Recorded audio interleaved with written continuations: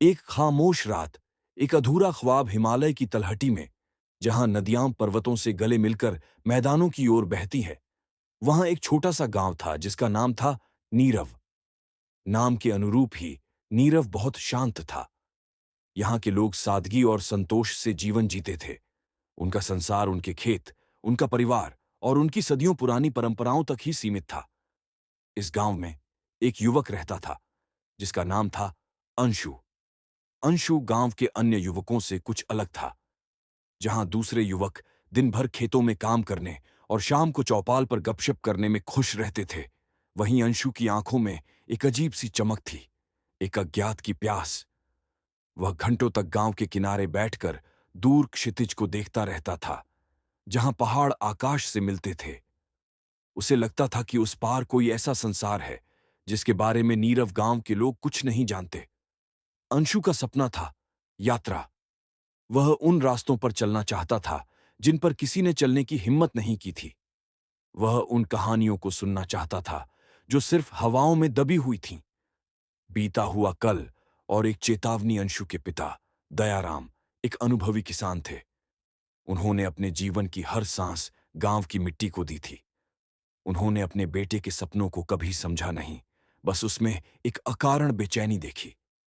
एक दिन अंशु अपनी कुछ पुरानी किताबें पलट रहा था, जिनमें उसके दादाजी ने कई दूर दराज के स्थानों के नक्शे और यात्रा वृत्तांत बनाकर रखे थे।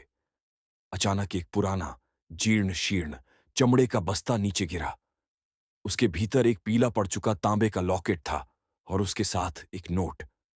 नोट में लिखा था, पुत्र, अज्ञात की राह पर जाने से पहले यह याद रखना, सबसे बड़ी खोज भीतर छिपी है। अगर बाहरी दुनिया तुम्हें भीतर से अलग कर दे तो तुम भटक जाओगे। इस लॉकेट को संभाल कर रखना, यह तुम्हें राह दिखाएगा जब तुम सबसे अधिक खोए हुए होगे। अंशु ने लॉकेट उठाया। उस पर एक अजीब सा प्रतीक बना हुआ था, एक बंद आंख के ऊपर एक उड़ता हुआ पंख। जब अंशु ने यह लॉकेट दयाराम को दिखाया तो उनके चेहरे का रंग उड्डीडीएच गया। यह कहाँ मिला तुम्हें? उन्होंने कठोर स्वर में पूछा। दादाजी की पुरानी किताबों में, अंशु ने जवाब दिया। दयाराम ने गहरी सांस ली और बोले, तुम्हारे दादाजी ज्ञानचंद भी तुम्हारी तरह थे। उन्हें भी भटकने का शौक था। एक बार वह पूरब की ओर एक छिपे हुए शहर की तलाश में गए थे। गांव वालों ने उन्हें बहुत समझाया, लेकिन वह नहीं माने। वह गए और फिर कभी वापस नहीं आए। दयाराम की आवाज में दर्द था। और यह लॉकेट, यह उनकी मूर्खता की निशानी है। यह दिखाता है कि वह कभी वापस नहीं आए। लेकिन पिताजी, अंशु ने पूछा, अगर वह वापस नहीं आए तो यह बस्ता यहां कैसे आया? दयाराम की आंखें नम हो गईं। यह गांव के आखिरी छोर पर उस बूढ़ी जामुन के पेड़ के पास मिला था, जिसके नीचे ज्ञानचंद अंतिम बार खड़े थे। केवल यह बस्ता और इसके साथ यह संदेश कि सत्य अभी भी इंतजार कर रहा है। उन्होंने गुस्से में लॉकेट छीन लिया और जमीन पर फेंक दिया। मैं तुम्हें तुम्हारी तरह भटकने नहीं दूंगा। तुम्हारा भाग्य इस मिट्टी में है, पहाड़ों के पीछे की कोरी कल्पनाओं में नहीं। अनजान सफर की तैयारी। उस रात अंशु सो नहीं सका। उसने महसूस किया कि उसका भाग्य गांव की सीमाओं में बंधा हुआ नहीं है। वह अब और इंतजार नहीं कर सकता था। उसे उस छिपे हुए शहर की कहानी, उस अधूरे सच को पूरा करना था जिसे उसके दादाजी ने शुरू किया था। अगले दिन सुबह जब गांव गहरी नींद में था, अंशु ने अपना फैसला ले लिया। उसने कुछ सूखे मेवे, पानी की बोतल, एक रस्सी और दादाजी के बनाए नक्शे का एक टूटा हुआ कोना लिया। वह नक्शा जो दयाराम ने फाड़ दिया था, अंशु ने बड़ी मेहनत से जोड़कर उसका एक अंश बचा लिया था। उसने दबे पांव घर छोड़ा। बूढ़ी जामुन के पेड़ के पास पहुंचकर उसने अपनी आंखें बंद कीं और मन में अपने माता पिता से माफी मांगी। उसने मिट्टी को छुआ, उसे अपने माथे पर लगाया और फिर बिना पीछे देखे उस राह पर चल पड़ा जो पूरब की ओर तूरवाह पहाड़ की चोटी की तरफ जाती थी।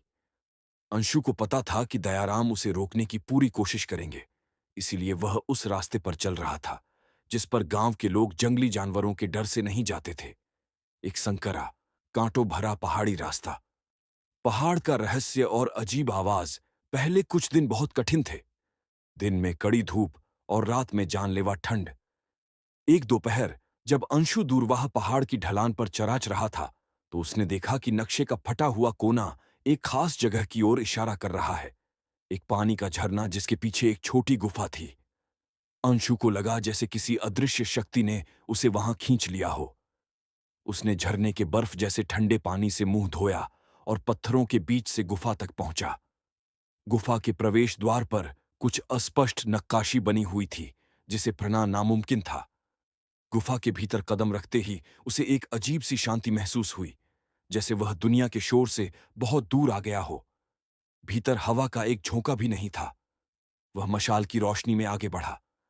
गुफा कोई खास लंबी नहीं थी। 20 कदम चलने के बाद उसने देखा कि गुफा एक गोलाकार अंधेरे कक्ष में खुलती है। कक्ष के बीचों बीच एक चिकना काले रंग का पत्थर रखा था, जो एक वेदी जैसा दिखता था। जैसे ही अंशु ने पत्थर को छुआ, उसे लगा जैसे बिजली का एक झटका उसके शरीर से गुजर गया हो। और फिर उस निस्तब्ध शांति में एक आवाज गूंजी। यह किसी इंसान की आवाज नहीं थी, बल्कि ऐसा लग रहा था जैसे यह पहाड़ की गूंज हो या समय का सरगोशियां। पथिक, तुम यहां आ गए, लेकिन क्या तुम जानते हो कि तुम क्या ढूंढ रहे हो? अंशु डर से कांप गया। उसने चारों ओर देखा, लेकिन वहां कोई नहीं था। कौन बोल रहा है? उसने साहस बटोरकर पूछा। मैं वह हूं जिसे तुम्हारे दादाजी नहीं ढूंढ पाए। मैं उस शहर का द्वार हूं जो इस दुनिया के पर्दे के पीछे छिपा है। आवाज हवा में घुल गई। कौन सा शहर? अंशु ने पूछा। वह शहर जहां सत्य, समय और स्वप्न मिलते हैं। उसे अनाहत कहते हैं, लेकिन इसका द्वार केवल उसके लिए खुलता है जो यह सिद्ध कर सके कि उसके भीतर का ज्ञान उसके बाहरी बल से बद्धा है। अंशु की अग्नि परीक्षा। अंशु को समझ नहीं आया कि यह कैसी परीक्षा है। वह अभी भी कांप रहा था, लेकिन उसकी जिज्ञासा ने उसके डर को दबा दिया। मैं कैसे सिद्ध करूं कि मेरे भीतर ज्ञान है? अंशु ने पूछा। आवाज ने जवाब दिया। एक प्रश्न। अगर तुम सही उत्तर दोगे तो द्वार खुलेगा। अगर नहीं, तो तुम उसी तरह इस पहाड़ की खामोशी में खो जाओगे, जैसे तुम्हारे दादाजी खो गए थे। यह सुनकर अंशु के दिल की धड़कन तेज हो गई। ध्यान से सुनो, आवाज ने चेतावनी दी।